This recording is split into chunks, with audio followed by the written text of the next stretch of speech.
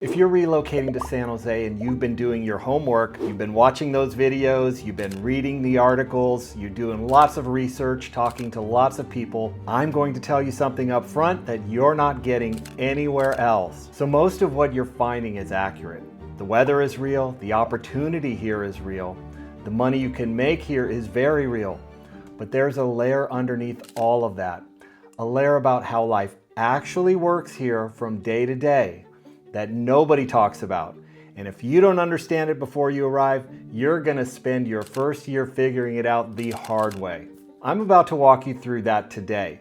The real stuff, the things that will determine whether you end up loving San Jose or quietly planning your exit in 18 months. And I'm gonna save the most important thing for the end, something about how homes actually get bought and sold here that most people never find out until it's way too late.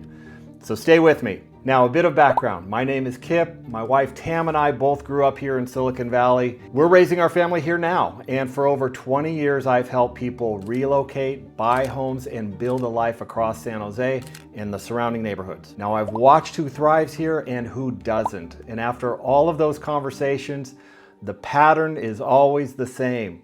It's never about the money, it's never about the job. It's almost always about whether someone understood what they were actually moving into. So let's get into it. The first thing nobody explains is this: San Jose is not a city that takes care of you.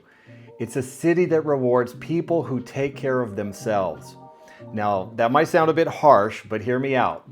Most cities have a natural social gravity. You move in, you find a neighborhood spot, you meet people, and friendships just naturally happen. San Jose doesn't really work that way. Everyone here is so busy. Everyone has a commute, a demanding job, and a very full calendar. And the city isn't unfriendly, it's just built for business. And if you move here expecting the environment to create your social life for you, you're going to be waiting a very long time, my friend. Now, the people I've watched thrive here all did one thing before they arrived. They planned their life outside of work before they ever unpacked a box. They found a gym or a running trail or a church. They looked up the farmers markets, the sports leagues, the neighborhood events, and they treated their community like a calendar item, because here in San Jose, if it's not on your calendar and scheduled, it doesn't happen. Now, the people who struggle, they figure they'll sort all of this out once they get settled. And settled never really seems to come. So I remember I had a couple here who was relocating from Chicago. Now, they had great careers. They had huge opportunities to come here, and they were super excited about the move. But they never stopped to design the life outside of their work. They had no community connections, no hobbies, no time for themselves during the week. And now by month 7, they were exhausted. And by month 9 and 10, they were questioning everything and why they ever moved here. And it wasn't because San Jose failed them. It's because nobody told them this city requires intention and that you have to make a life outside of your work. So look, if you're making this move, build the life plan before the moving truck ever shows up. It makes a much bigger difference than most people realize. Now let's talk about work, because that's almost certainly why you're coming here to the Bay Area. Now, the opportunity in San Jose is very real. You have tech, you have biotech, healthcare, engineering, and lots of startups. Now, the depth of the job market here is definitely unlike most places in the country. Because if you're skilled, you're ambitious, Silicon Valley will give you plenty of room to run. But here's what catches people off guard. The pace is relentless, even when you love what you're doing. You're surrounded by people who are very driven, very competitive, and putting in serious hours. And the culture in a lot of these companies, especially in the tech ones, doesn't exactly encourage you to leave at 5 o'clock and go live your life. Now, what I see happen all the time is people tell themselves, once I get settled in the job, once I prove myself, then I'll just figure out the rest. And the rest literally just keeps getting pushed out into the future. And 6 months in, the job is going great and nothing else will exist. On a year in, you're going to be burned out and you can't even explain why, because the job is still going great. So what I've seen is that the career here is easy to build. The balance is hard to protect, and nobody's going to protect it for you. And honestly, that's the version of San Jose nobody puts in a relocation guide. But it's the version that determines whether you're still happy in year 3. So here's something else that genuinely surprises people once they settle in. San Jose has one of the best food scenes in the country. It's legitimately world class with authentic, extraordinary food. We have upscale steakhouses that rival anything you'll find anywhere else. We have tacos that are some of the best in California, and we have great Italian food, Indian food, Persian, Japanese, all of it done right. And we have fine dining that holds its own against San Francisco, and without that 1-hour drive and the $40 parking. Now, the diversity here is the same way. San Jose is one of the most diverse cities in the country. You see it at the grocery store, at your kids' sporting events, at the farmers market, and all through the neighborhoods. And for a lot of people who grew up somewhere else that was less diverse, this is quietly one of the coolest parts of living here.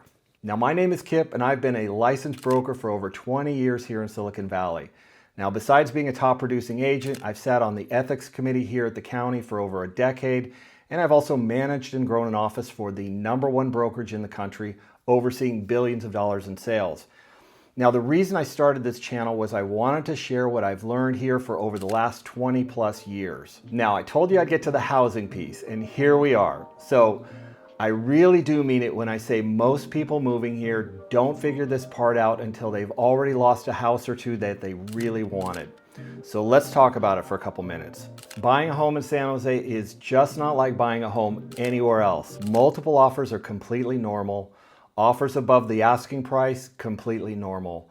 The pace is very fast and the decisions feel enormous because they are. But here's what I'd like you to take away and understand. The stress doesn't just come from the price tags. It comes from going in without an understanding of the process up front or a solid game plan in place. People who struggle in this market are almost always reacting to the market. They're chasing homes on emotion and they're making decisions out of anxiety and focused on the wrong things from the start. Now, people who do well here stop and ask a completely different question. They're not asking, what can we afford? Because you can find that out by a 10-minute phone call from our lender. The real question you should be asking is, what will my family's life actually look like living in this particular house? Because neighborhoods here aren't interchangeable. They're not just different price points for the same lifestyle. They're all about different lifestyles. Some are walkable, some are social, built around local shops, and they have that downtown community feel. Some are much quieter, they're spread out. They're built around schools and routines and much more space. Some are just optimized for getting in and out, close to the freeway, close to the train, and these are built for people whose life is mostly happening somewhere else. Now, I'd like to tell you there's no best overall neighborhood. There's only the question of what's the best neighborhood for you and your family. And that choice, more than the square footage, more than the finishes, that's what's going to determine whether you're happy in that house 3 to 5 years from now. And commute fits into this in a big way. So I'll just be super direct. A beautiful house that puts you in an hour of traffic every day loses its shine really, really fast. Now, this is an area where you think in time, not miles. 20 miles here can mean 45 minutes. It can also mean 2 hours. It depends on when you leave. You need to know your commute time before you fall in love with a house, not afterwards. Okay, so here's what I promised you at the top. Not every home in San Jose makes it to the open market. Some of the very best properties, especially in the most competitive price ranges, are gone before they ever hit Zillow. They hit before Redfin and before there's a sign in the yard or an open house scheduled.